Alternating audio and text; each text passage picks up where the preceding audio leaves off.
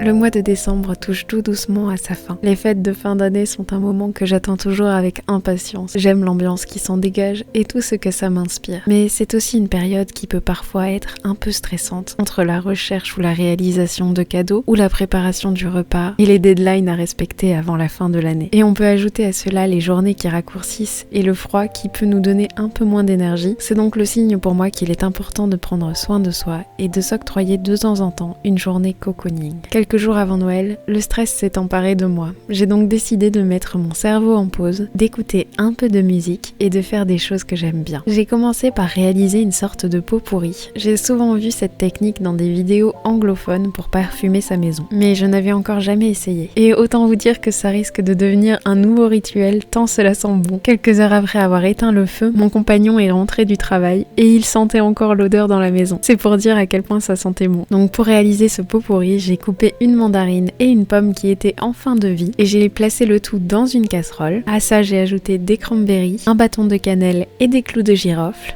J'ai couvert avec de l'eau et j'ai laissé mijoter à feu doux. Ça a très vite commencé à sentir Noël dans toute la maison. Et selon mes recherches, on peut le garder pendant 2 à 3 jours sans aucun souci. Il suffit juste de rajouter un petit peu d'eau quand elle s'est évaporée.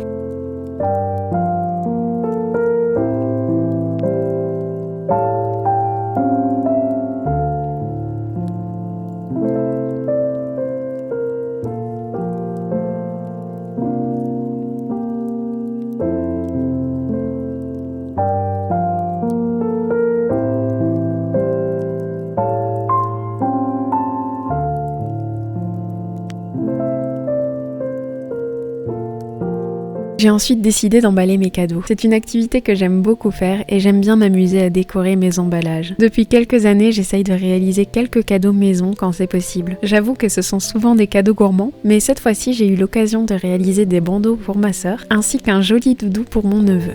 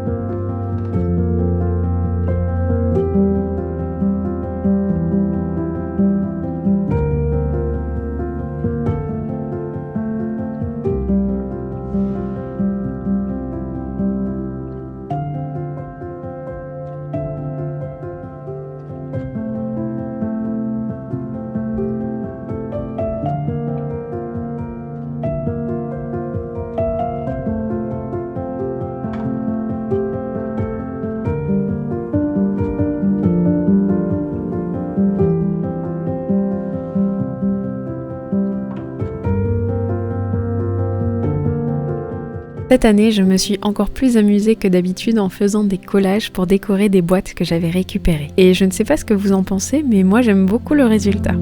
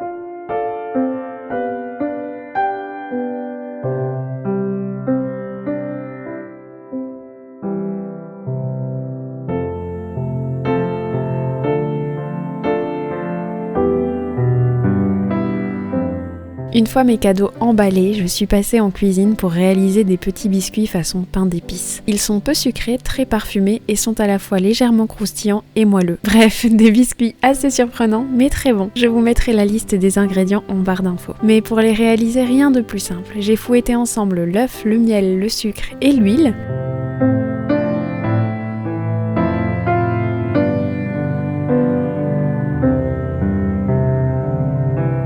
Et à ça, j'ai ensuite ajouté tous les ingrédients secs. J'ai commencé à mélanger à la maryse, j'ai fini par terminer à la main.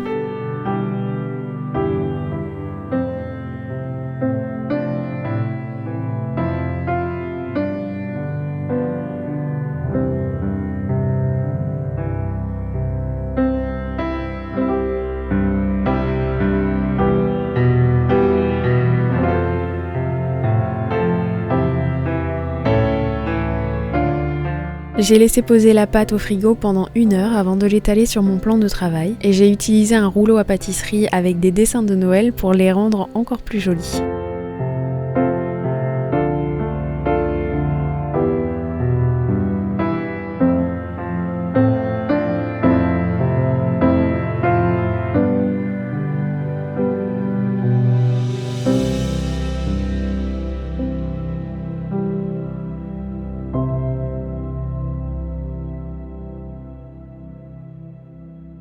Une fois les biscuits détaillés, je les ai enfournés à 150 degrés pendant 12 à 15 minutes et ils sont prêts à déguster.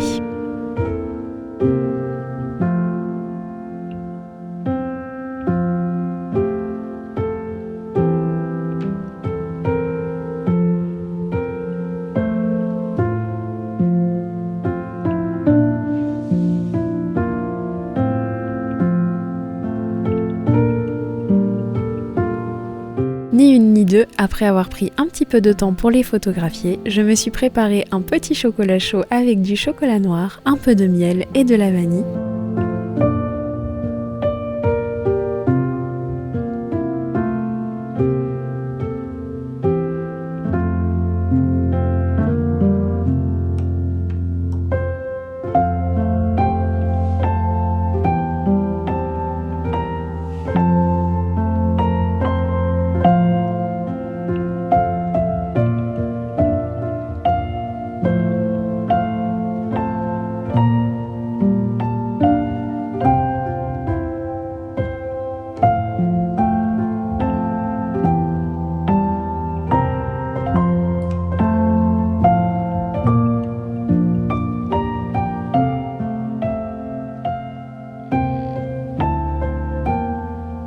Et j'ai pris mon petit goûter en bonne compagnie et en lisant un livre que j'ai reçu comme cadeau de Noël un peu en avance sur l'aquarelle. Le livre est vraiment très joli et m'a permis de découvrir une créatrice que je ne connaissais pas du tout. Sur ce, je vais savourer mon goûter et je vous souhaite une très belle fin d'année. Je vous dis à l'année prochaine pour une nouvelle vidéo et comme d'habitude, je vous fais une tonne de bisous.